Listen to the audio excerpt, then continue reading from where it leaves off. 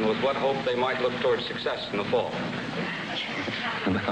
No, I think that I'm sure that I don't know who's giving the leadership direction, but I'm sure that they'll have a varied program.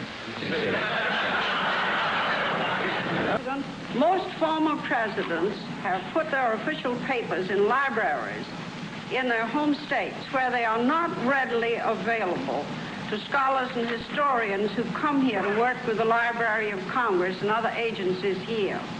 Have you decided where to put yours, and would you consider putting it in Washington? Yes, I'm going to put it in Cambridge, Massachusetts.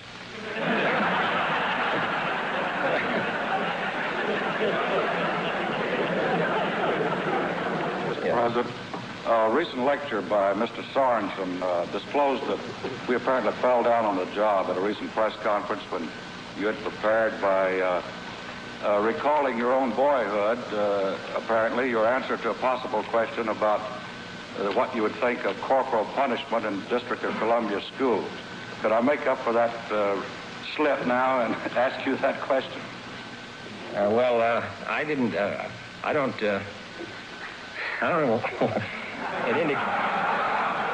I thought the idea was that conference had passed into history and that we'd never have a chance to ask that question, but as long as it hasn't... Mr.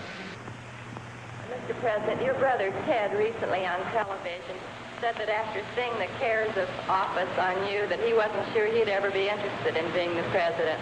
I wonder if you could tell us whether, if you had it to do over again, you would work for the presidency and whether you can recommend the job to others. Well, the answer is, the first is yes, and the second is no. I don't recommend it to others. At least for a while. Mr. President, you have said, and I think more than once, that heads of government should not go to the summit to negotiate agreements, but only to approve agreements negotiated at a lower level. Now it's being said and written that you're going to eat those words and go to a summit without any agreement at a lower level. Has your position changed, sir? Well, I'm going to have a dinner for all the people who've written it, and we'll see who eats what.